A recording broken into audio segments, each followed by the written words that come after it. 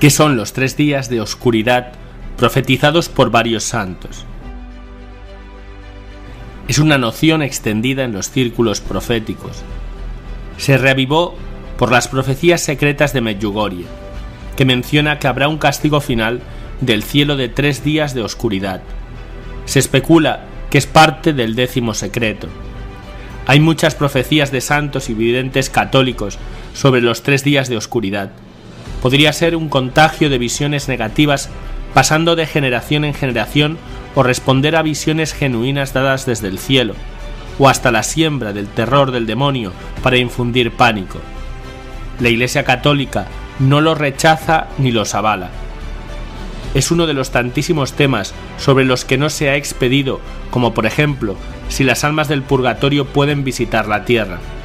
Lo cierto es que todas estas profecías están allí, y no las podemos ignorar, aunque tampoco magnificar. En general tienen en común que se trata de una causa espiritual, la maldad, que se revierte sobre el medio físico y produce la oscuridad y los desastres. Tan espirituales que muchos dicen que no afectará a los marcados por Dios, a los que estén en gracia. Y los efectos negativos se asocian a hordas de demonios asolando el planeta y aniquilando hombres. Naturalmente este es un material para discernir, mas no para angustiarse, porque las profecías dicen que esto no te llegará si estás en gracia de Dios. Además, todas las profecías divinas son condicionales a la actitud que desarrolle la humanidad en el futuro. Aparece en la Biblia. La noción tiene una base bíblica. El libro del Éxodo la menciona como una de las famosas plagas, castigo. El Señor dijo a Moisés: extiende tu mano hacia el cielo para que Egipto se cubra de una oscuridad tan densa que se pueda palpar. Moisés extendió su mano hacia el cielo y una profunda oscuridad cubrió todo el territorio de Egipto durante 3 días. Todo ese tiempo estuvieron sin verse unos a otros y sin que nadie pudiera moverse de su sitio, pero en las viviendas de los israelitas había luz. Éxodo 10, del 21 al 23.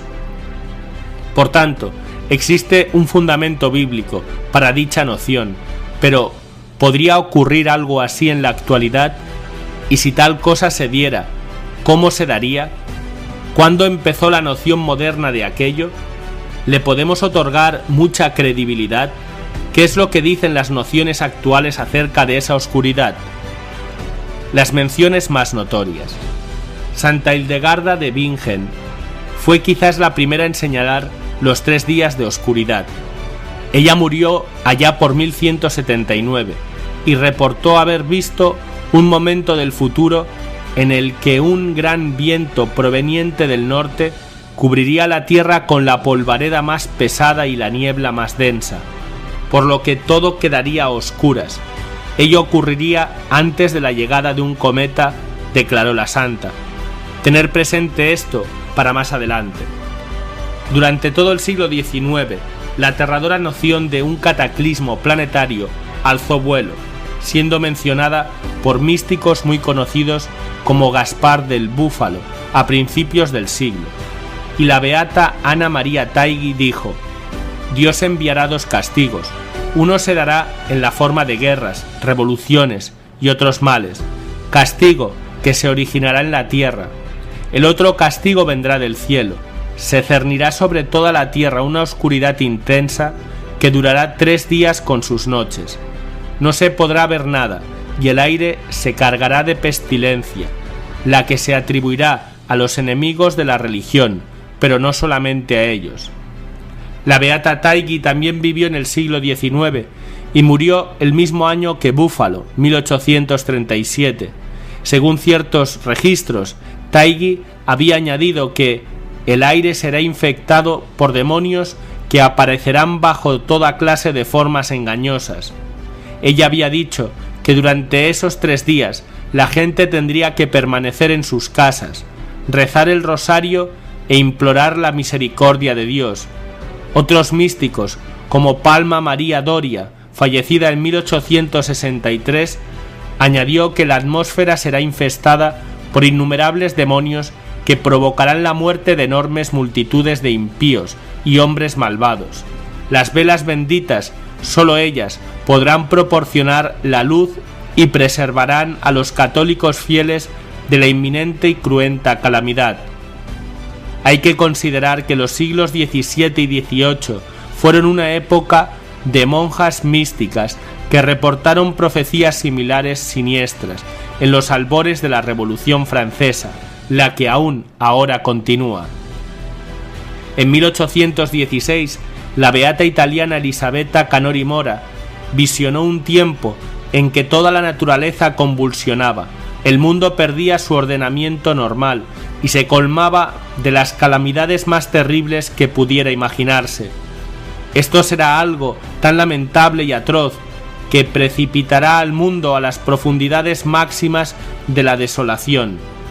Ella vio que el cielo se tornaría en un color azul mórbido que aterrorizaba a quien lo veía. Un viento oscuro soplaba por todo sitio. Un griterío desapasionado pero lamentoso llenaba el aire, tal y como el terrible rugido de un león feroz, y resonaba sobre toda la superficie de la tierra con ecos que hablaban la sangre. Todos los hombres y los animales se llenaban de terror. El mundo entero convulsionaba y unos a otros se asesinaban sin piedad. Los demonios quedarían sueltos.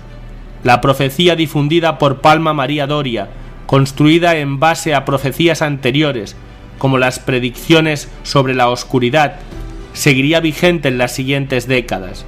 Otros videntes como Rosa Colomba Asdente, fallecida en 1847, y María Valtorta en Italia, Elena Hielo y el padre Nectu en Bélgica, el padre Lamy de Francia, Marie Bourdi y Marie Martel, y la vidente de Akita, Japón, la hermana Agnes Katsuko Sasagawa, han dicho cosas similares. Lo más reciente, la beata Elena Aiello, que falleció en 1961, dijo que el castigo de los malvados habrá un día excesivamente atroz. La tierra temblará con tal violencia que espantará a toda la humanidad, y así perecerán los malvados, de acuerdo con la inexorable severidad de la justicia divina. Si te es posible, publica este mensaje por todo el mundo y exhorta a las gentes a hacer penitencia y a regresar inmediatamente a Dios. El asombroso tercer secreto de Fátima incluye las palabras penitencia, penitencia, penitencia, exactamente las 3 palabras de un mensaje del padre Lamy, que murió en 1931, mucho antes de que fuese revelado dicho secreto. La vidente de Fátima, Lucía dos Santos, dijo que el secreto incluía a un ángel que tocaba el eje de la tierra. En La Salette, Francia, Nuestra Señora habló acerca de que el planeta sufriría convulsiones.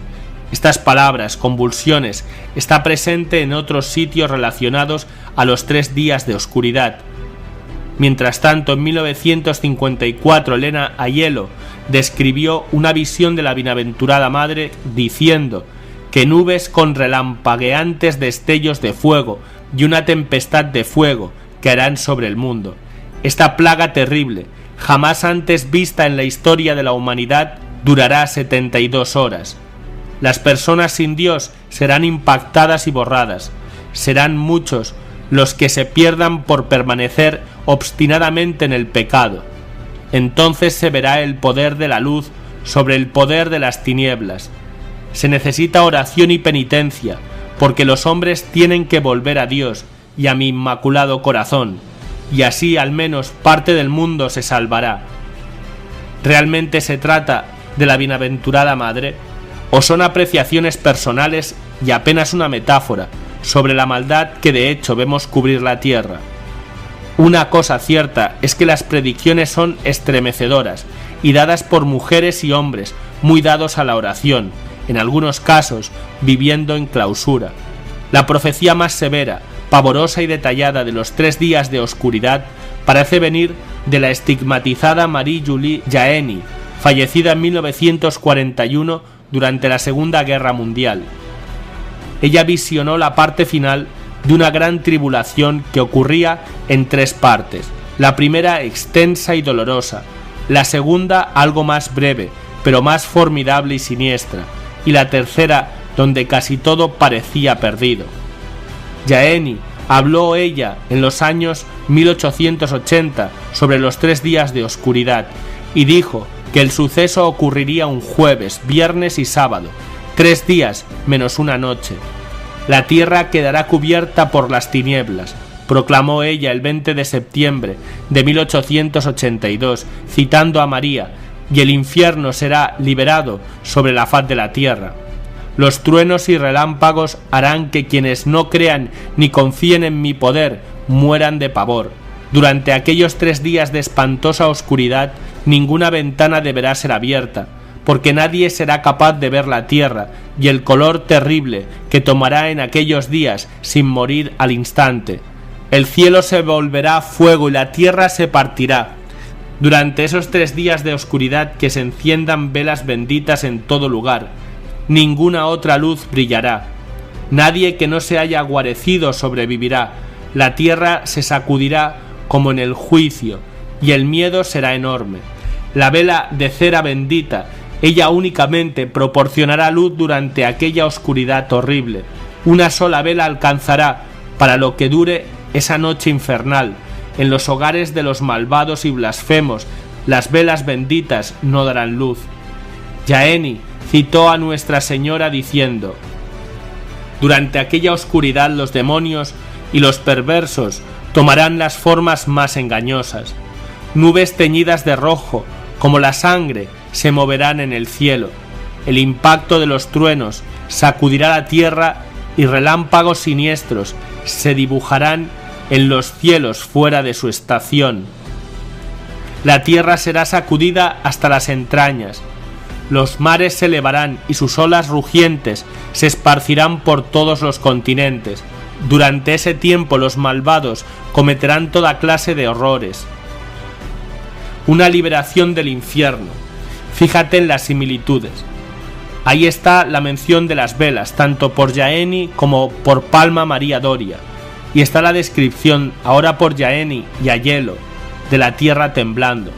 Cuando escuchamos el relato de la tierra temblando, eso nos remite al tercer secreto de Fátima y a la espada llameante del ángel a punto de tocar la tierra, y a esa idea de que algo tiene que ver con el eje del planeta. ¿Será real o una metáfora? ¿Es solo en la imaginación de monjas y otros devotos que armaron sus profecías basados en otras anteriores, tal y como una bola de nieve que va cayendo, creciendo, cuesta abajo? ¿Fue todo aquello una reacción ante los revolucionarios franceses que profanaron los templos? ¿Una reacción al establecimiento del nazismo y del comunismo durante el siglo XX? ¿Puede alguno negar que la sociedad está pasando por una crisis moral como esas, borrando los géneros y desacralizando el matrimonio, abortando a los niños y permitiendo la eutanasia, revolcándose en entretenimientos lujuriosos de todo tipo y desarrollando la codicia, haciendo del ocultismo su religión y rechazando la noción de un Dios real? ¿Puede alguien negar que quizá sea verdad que los demonios serán liberados en proporción correspondiente a nuestra propia oscuridad? Es peculiar que la predicción de Jaeni sobre la oscuridad apareció justo cerca a la fecha en que el Papa León XIII supuestamente tuvo una visión o locución en que Satanás reclamaba y se le concedía un tiempo para probar la Iglesia. El Papa escribió la conocida oración al Arcángel San Miguel justo después de aquello, y San Miguel Arcángel aparece en varias profecías sobre la oscuridad, incluida la de Jaeni.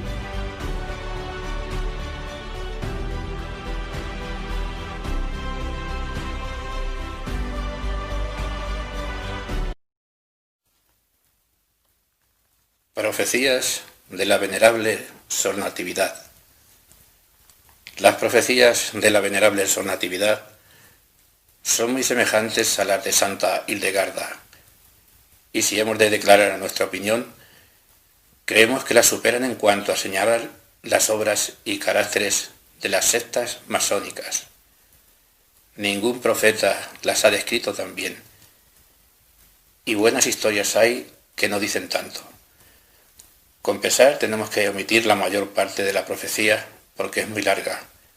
Poseemos la obra Revelations de la Sœur de la Nativité en 2 volúmenes, pero copiaremos parte del extracto que con frases literales hace el libro Las profecías.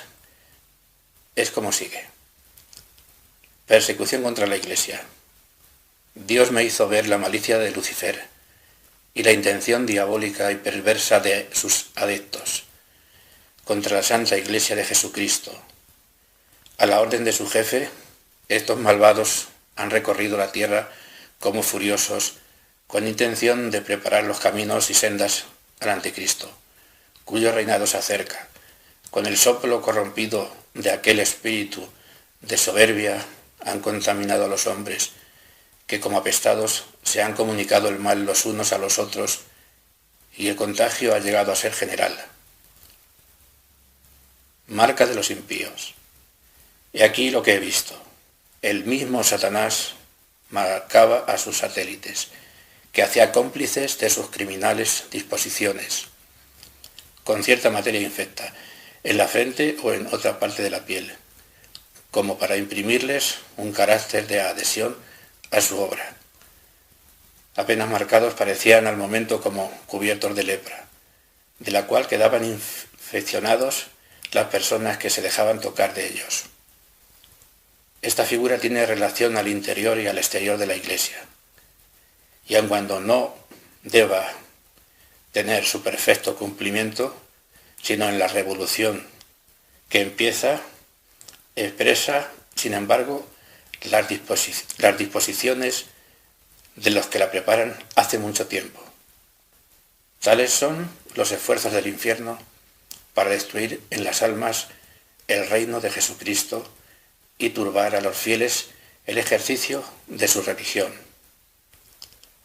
Estos emisarios del infierno y precursores del Anticristo, según se me ha hecho conocer, son los escritores impíos que por sus sistemas licenciosos y seductores han echado los fundamentos hace ya tiempo de la irreligión que domina. La materia infecta que comunica por todas partes el contagio no es otra cosa que esa impura composición de impiedad, etc. Libertinaje que se extiende por todas partes y que causa tantos daños bajo el especioso nombre de filosofía que jamás podrá merecer. Visión sobre España. Después de esto, no cambiéis nada de lo que voy a decir. He visto una gran potencia levantarse contra la Iglesia. Han arrancado, pillado y devastado la viña del Señor. La ha hecho servir como debía a los transeúntes y la ha expuesto a los insultos de todas las naciones. Esto se cumplió, se cumple y acabará de cumplirse. Después de haber injuriado al celibato y oprimido el Estado religioso, llena de orgullo y audacia, ha usurpado los bienes de la Iglesia y se ha como revestido de los poderes de nuestro Santo Padre el Papa, hasta en favor de banderías políticas, cuya persona y autoridad ha despreciado. He aquí lo que dijo el Señor en su ira. Ay de los traidores y de los apóstatas, ay de los usurpadores de los bienes de mi Iglesia y de los que desprecian su autoridad. Han incurrido en mi indignación. Yo pisaré su soberbia audaz, que desaparecerá de mi presencia como el humo que se evapora por el aire, en castigo de sus crímenes. Yo les pediré cuenta de una herencia destinada esencialmente al entretenimiento de mis templos y de mis ministros, como también al socorro de los pobres. Visión de un árbol. Vi un árbol muy alto y muy grueso, que tenía 4 raíces como toneles, aplicable a los 3 poderes del parlamentarismo y a la prensa, que se llama cuarto poder. Se veían tres sobre la tierra, formando como un trespiés, y la otra estaba en el corazón del árbol. Todas eran tan profundas que parecían llegar hasta el infierno. Este árbol no tenía hojas ni verdor, su corteza era tan dura como el bronce. Era tan alto que yo no podía ver su cima, y de un lado se inclinaba hacia una pequeña iglesia, como si pretendiera aplastarla, pero sin lograrlo. Vi en Dios que llegaría un tiempo en que este árbol de malicia y de corrupción sería batido por el Señor más pronto que lo fue por David el gigante Goliat. Proyectos impíos. Mas los impíos componen folletos y libros y luego los propagan por medio de sus partidarios con el mayor secreto para seducir insensiblemente a los buenos. Y los seducidos, temiendo ser descubiertos, vivirán en la mayor hipocresía y aparentando sumisión y docilidad a los ministros del Señor. Pero los seductores saldrán de sus retiros cuando sean numerosos sus adictos, y como los lobos carnívoros, cubiertos de piel de oveja, se arrojarán contra la iglesia. Manifestarán piedad y devoción muy austera, harán grandes limosnas a los pobres y a la iglesia, darán permiso para edificar templos, conventos y hospitales.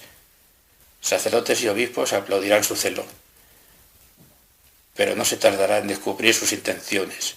El despecho, la rabia de los hipócritas al verse descubiertos serán muy grandes y pretenderán entonces destruir completamente la iglesia y no podrán sufrir ningún sacramento ni ceremonia, ni siquiera la señal de la cruz. Derrota de los impíos.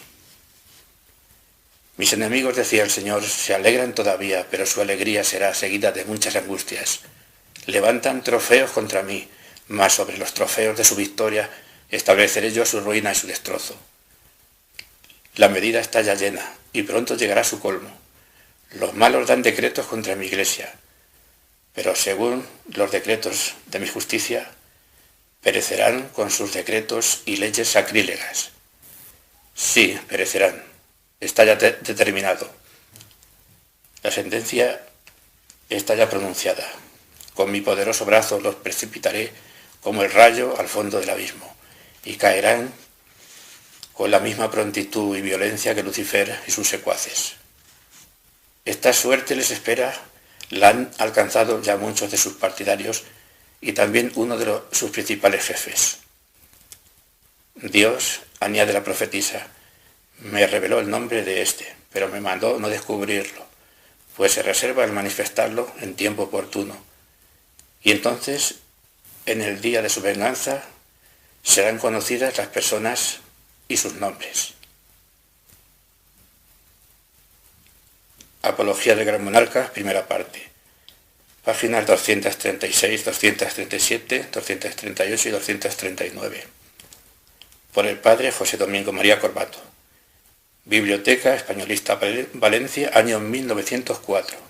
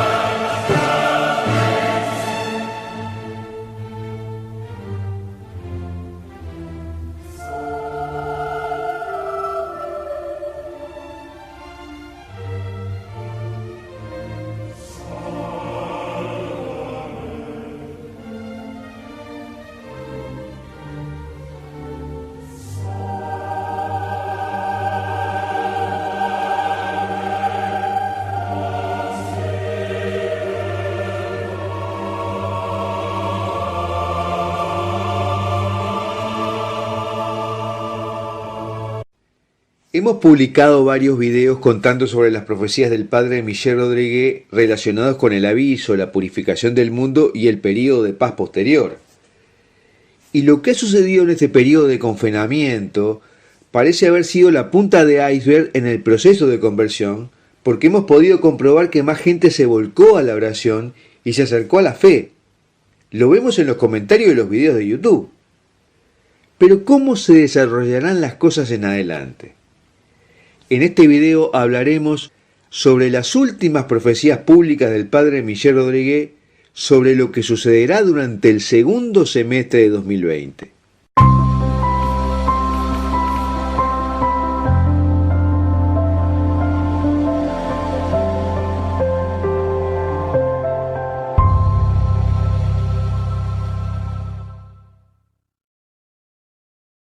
En estos tiempos de confinamiento, el mundo profético parece arder.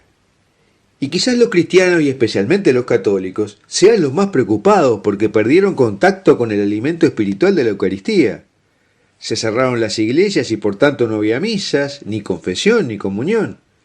Y esto ha desatado un sinnúmero de profecías, haciéndose eco de las grandes profecías marianas de los últimos siglos y las bíblicas, sobre una purificación que llegará a la humanidad.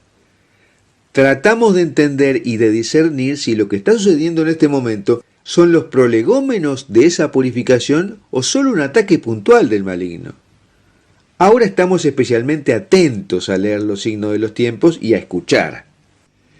Y es así como pululan enorme cantidad de vaticinios, algunos tratando de hacer su zafra de notoriedad y económica.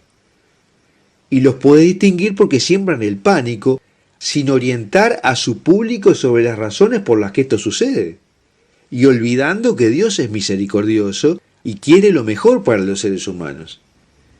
Pero por otro lado está claro también que muchos católicos no soportan el más mínimo inconveniente, creen que todo debe ser un lecho de rosas y por tanto desprecian la posibilidad de que haya cualquier purificación, y desprecian a los profetas y no creen en los avisos de Dios.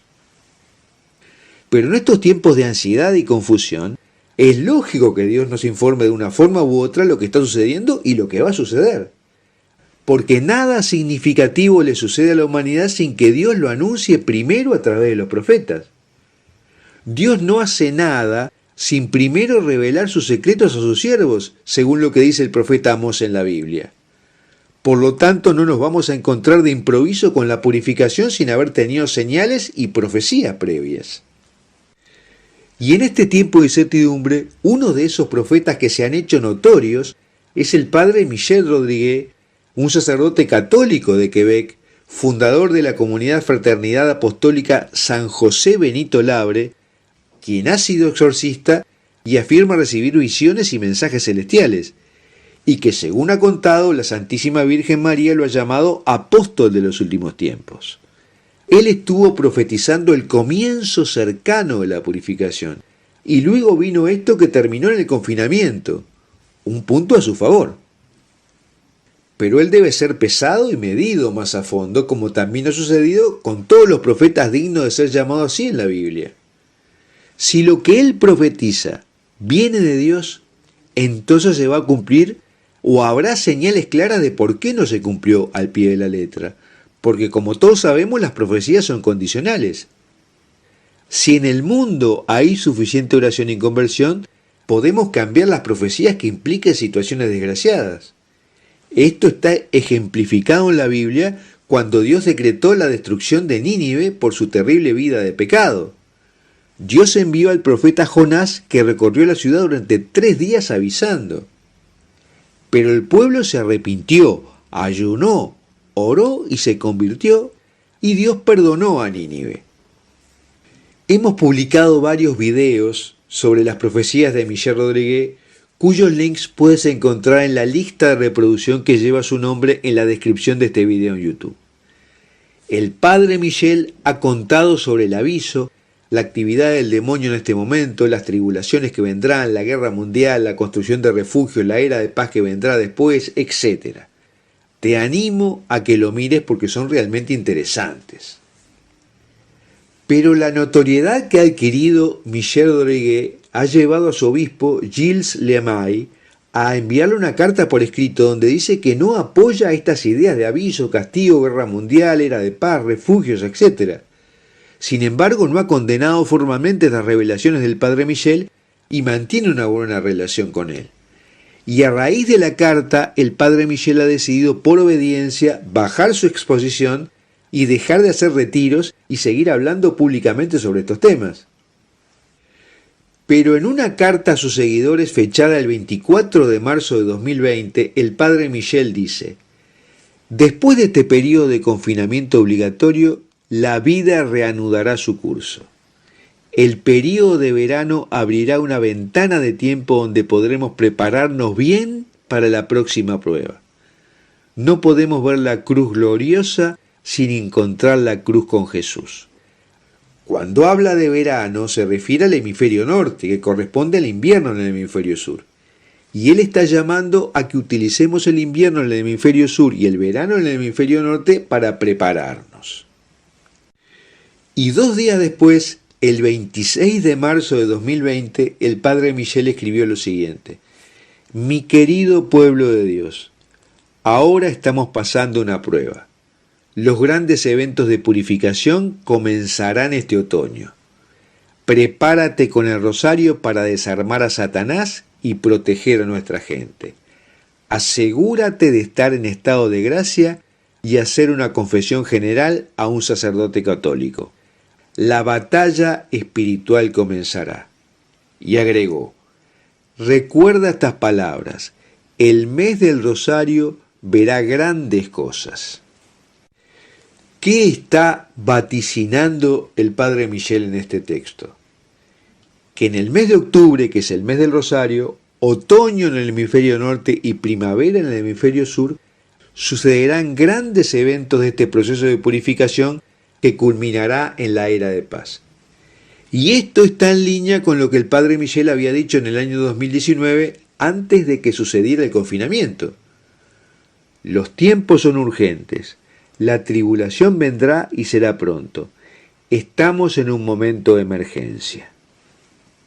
Además había dicho antes que gran parte de lo que se presenciará será orquestado por el diablo, lo cual luego fue refrendado por varios videntes diciendo que la epidemia no fue un castigo enviado por Dios, sino que es algo que viene de las fuerzas del mal. Y además ha llamado a los cristianos a consagrar su hogar al Padre Eterno a través de los sagrados corazones de Jesús y María, bendecirlos con agua bendita exorcizada y tener suministro de alimentos por 3 meses. También ha llamado a hacer una confesión general antes de otoño del hemisferio norte, o sea, primavera del hemisferio sur. Y ha dicho que la oración del Santo Rosario, a San Miguel Arcángel y el auxilio de los ángeles guardianes serán nuestra fuerza y nuestra protección. Estamos en un momento en que la oración es central, porque es nuestra herramienta contra el mal. Y a su vez la oración cambia nuestros corazones y nos va convirtiendo. Y no debemos olvidar el ayuno, porque hay demonios que solamente se pueden combatir con la oración más el ayuno. El ayuno, por ejemplo, a pan y agua miércoles y viernes. Si lo empiezas a hacer, verás que no tienes hambre y además te sentirás más fuerte físicamente. Es nuestra experiencia. Pero lo más importante es no tener miedo, porque Dios no va a permitir que te pase nada malo. Él está dejando pasar pruebas para que nos convirtamos, para reforzar nuestra fe. Y el maligno lo que está tratando de hacer es convertir esas pruebas en desesperación, sembrando el pánico, reforzando la incertidumbre, creando disturbios. Bueno, hasta aquí lo que quería decirte en esta puesta a punto sobre las profecías que ha dado el padre Michel. Recuerda que las profecías son condicionales y que todo el que se llama profeta deberá ser medido y pesado de acuerdo a sus frutos. O sea que en el cumplimiento de sus profecías sabremos si tienen la medida y el peso adecuado. Buenos días familia JCBB, Estudios y Casos. Yo soy Virginia. En el videoprograma de hoy vamos a hablar sobre un tema extremadamente delicado, un tema bastante complicado, bastante delicado que lleva a un nivel más sobre los conocimientos que tienen que ver con las posesiones diabólicas.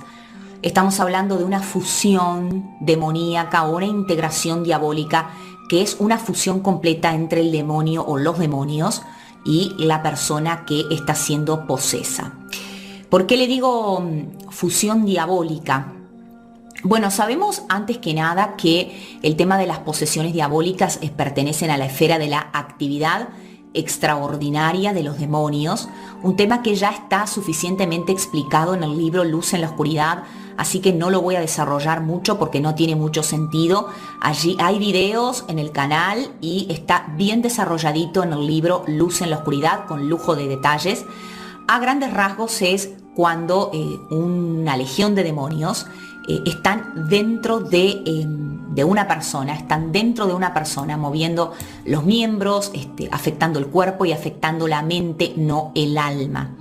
La persona entra en trance, pone los ojos en blanco, emerge una segunda personalidad, realiza gritos desgarradores con una voz gutural. Esta segunda personalidad es violenta, tiene una mirada completamente distinta. Después que la persona vuelve en sí, no se acuerda de nada. La persona durante el trance, como les digo, tiene una fuerza descomunal. A veces entre 3 y 4 personas no se puede con una chica delgadita, para que ustedes se hagan una idea. Y suele hablar en lenguas desconocidas, muchas veces sabe cosas ocultas. Puede realizar cosas que desafían las leyes de la física, como levitar en algunos casos. Y básicamente tiene aversión a todo lo que se relaciona con Jesucristo, todo lo que se relaciona con Dios y con Jesucristo. Evidentemente que también allí en el libro están especificadas las causas de por qué las posesiones demoníacas, cuáles son bien especificadas las etapas por las cuales se pasa. Y como les decía, les cuento en el libro, todo comienza de a poquito, es una cuestión que va avanzando, que va atravesando distintas etapas, donde generalmente se empieza por apenas un asedio, apenas un acecho, a veces una ida, a veces una iri, y todo va avanzando, todo va empeorando y la persona empieza a darse cuenta, no solo ella, sino los que la rodean, que algo viene muy mal. La persona empieza con pesadillas y hasta a veces se despierta con rasguños, moretones, etc. La solución de esto, como les digo en el libro, es realizar exorcismo o también liberación, pero es una liberación mucho más profunda. No es lo mismo liberar de una iri que, hacer un exorcismo, liberar de una posesión demoníaca. No tiene como que nada que ver. Es parecido, pero son distintos niveles. Ahora, depende todo de cada caso, es importantísimo averiguar el nombre sobre todo del demonio que está liderando. Y también es importantísimo saber si se trata efectivamente de una posesión y no de algún problema psiquiátrico. En el libro también lo expreso y lo explico. Y entre más grave, entre más tiempo que sucede, más tiempo que se demora en encontrar una solución para liberar a la persona, peor es, porque el caso se va agravando. Existe una determinada etapa en aquellas personas incrédulas que, por ejemplo, una persona, ha hecho un pacto con el demonio, no se ha arrepentido y después va a empezar a sufrir una ide avanzada. Después de esto va a sentir otros síntomas que ya empiezan a demostrar una posesión. Si esta persona no se arrepiente y se aleja de Dios y le da la espalda a Dios, no acepta a Jesucristo, no quiere arrepentirse, sufre por la posesión diabólica que está teniendo, evidentemente que la persona que está siendo posesa está siendo afectada profundamente su cuerpo y su mente, no su alma.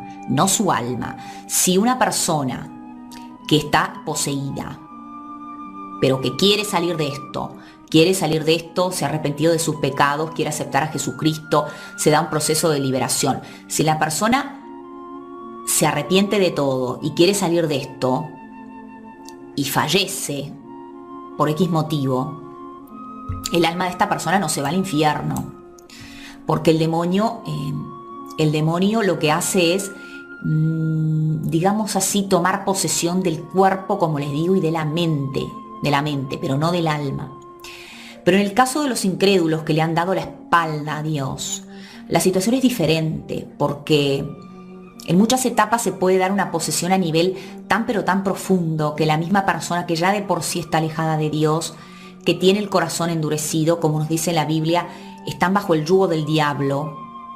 Lo que puede suceder es que esta persona directamente le guste no porque sufre, pero al mismo tiempo no quiera liberarse. Y de cierta forma morbosa y enfermiza, como que se enamora del demonio. Se enamora, no es la palabra, se hechiza o se encanta, no sé, la palabra que quieras utilizar relacionado con esto.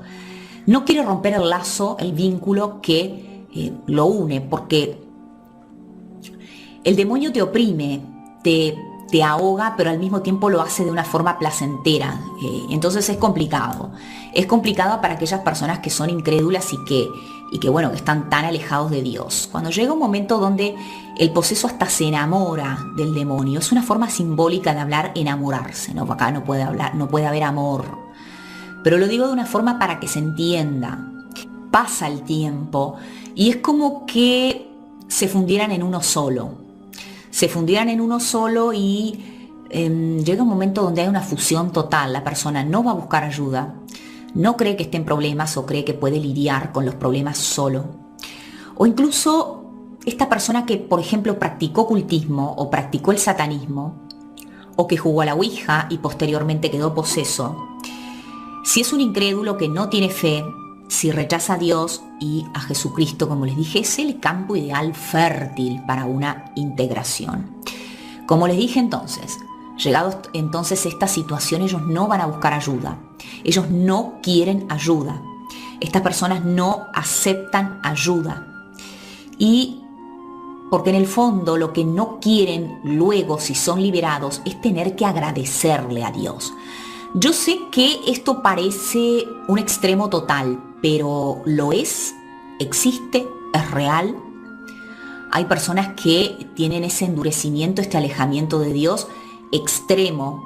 Aunque a ustedes les parezca que esto no existe, sí existe. Sí hay personas que no quieren ayuda.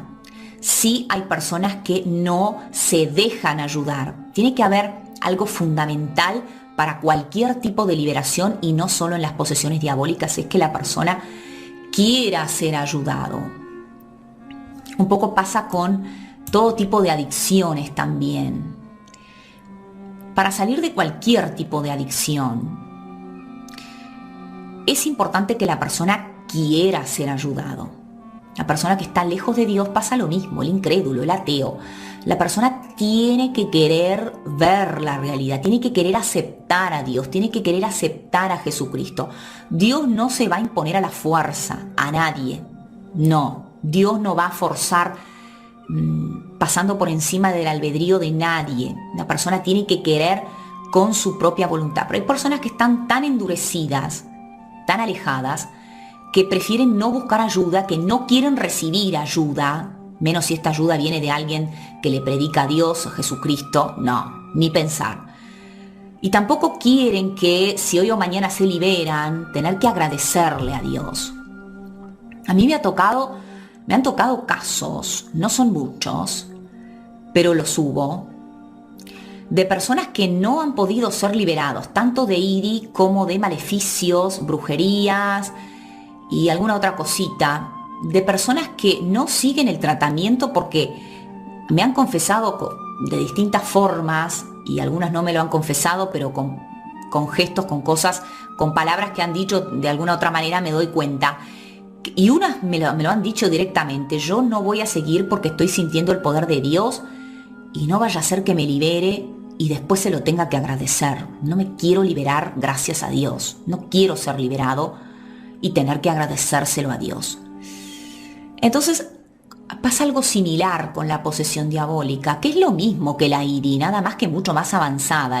Sigue siendo actividad extraordinaria de los demonios. Y como les decía, este proceso de integración en esta persona que no quiere ser ayudada, que no quiere ser liberada, que quiere darle la espalda a Dios, se funde con el demonio de cierta forma. Esta persona, cuando fallece en estas condiciones, se va al infierno. No sé si a ustedes les ha pasado, pero me he encontrado con personas con mirada, con gestos, con cosas que son personas que están integradas. Estas personas ya están por la calle, ya están andando por allí, ya están libres en la sociedad y son personas que no tienen síntomas de posesión diabólica aparentes. Son personas que tienen una mirada muy particular, es una mirada diabólica.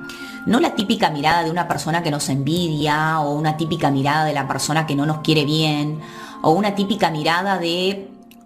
es más bien la mirada de cuando vamos a hacer un exorcismo o una liberación grande de una posesión, es la mirada demoníaca.